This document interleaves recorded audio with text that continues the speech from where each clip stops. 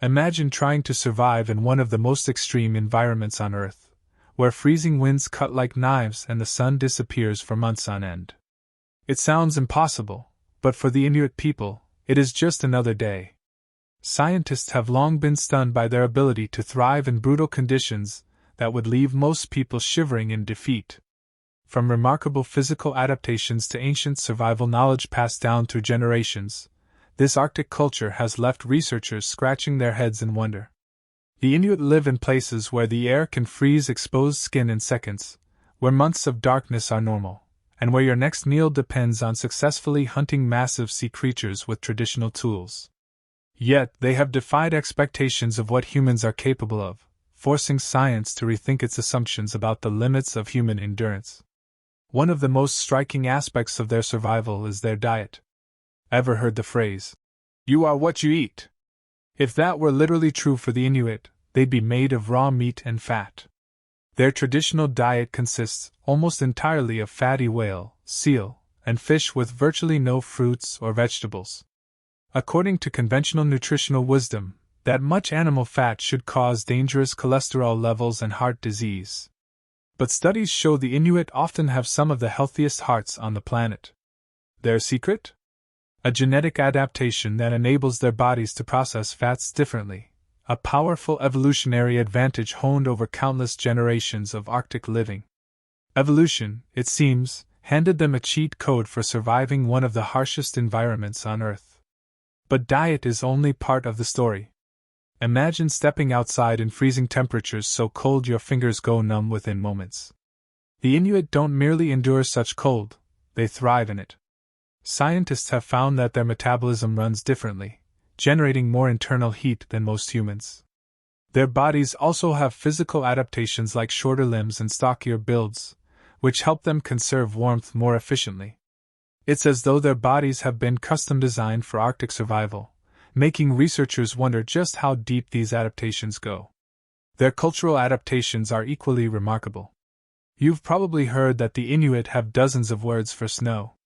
But that's just the start. Their language, ineptitude, shapes how they see the world in unique ways.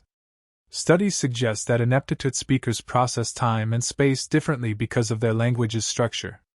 For instance, instead of relative directions like left and right, they use absolute terms like north and south. This means an elder could be blindfolded, spun around, and still unnervingly point north.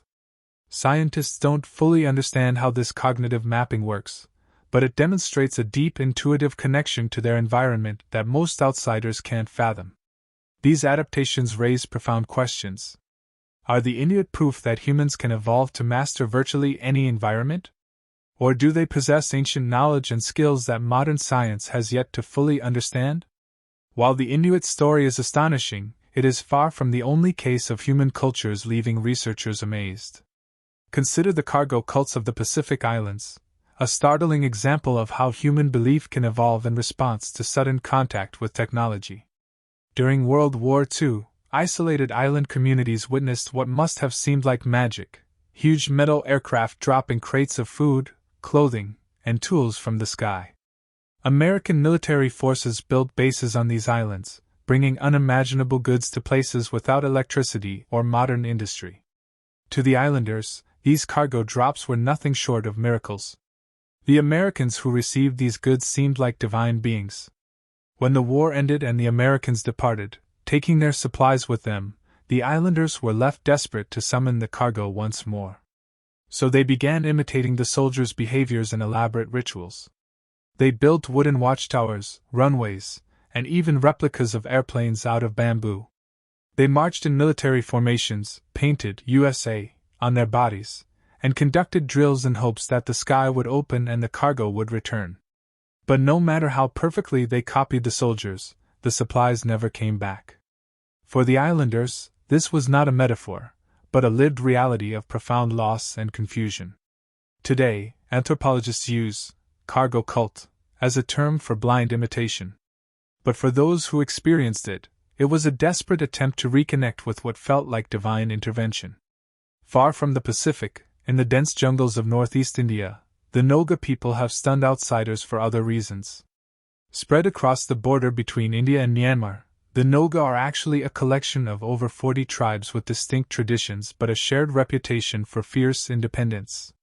Historically, they lived as hunters and farmers, but their warriors were renowned and feared. Tales tell of Noga hunters fighting tigers with their bare hands, cementing their status as some of the most formidable fighters in the region. Their society was more complex than outsiders often assumed. Though men held authority in councils and warfare, women had rights and responsibilities of their own, particularly in managing households and raising children.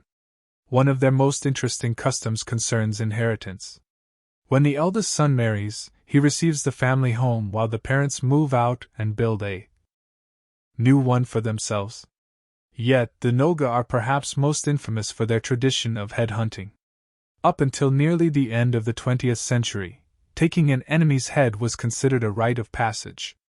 It wasn't just about warfare, but about social status and honor.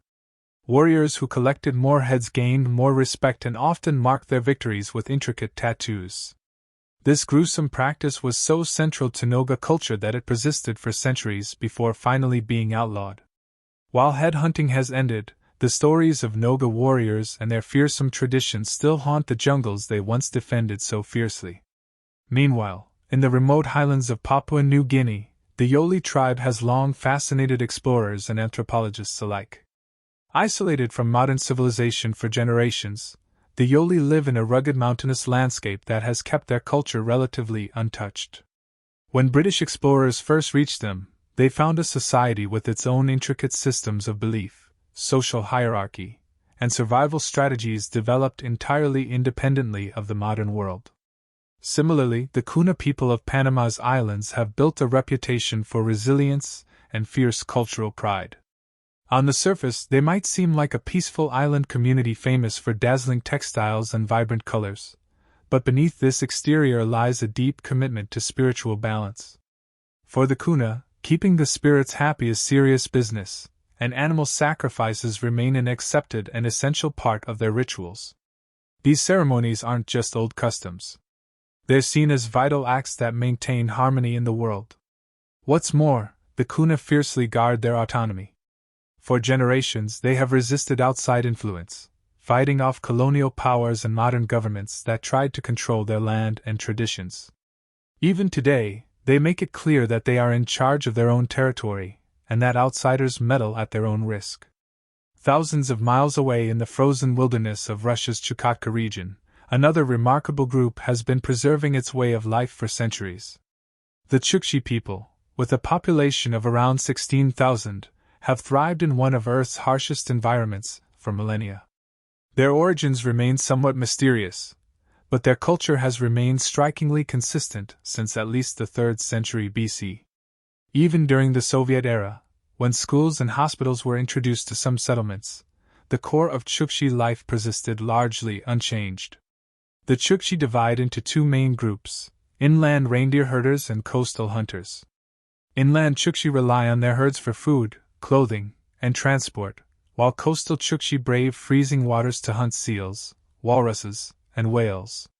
Though they now use firearms, the essence of their traditional hunting practices remains intact. Their polygonal tents, called uris, are masterpieces of Arctic architecture, designed to resist brutal winds and keep the interior surprisingly warm with a central fire. In East Africa's scorching plains, the Surma people of Ethiopia and South Sudan face an entirely different environment, but show the same fierce commitment to their traditions. Divided into three main tribes, Terma, Chai, and Bale, they resist outside influence and modern government pressure to assimilate, preserving their unique way of life with pride. One of the most striking aspects of Surma culture is their elaborate body modification. Women wear large clay lip plates, sometimes of astonishing size.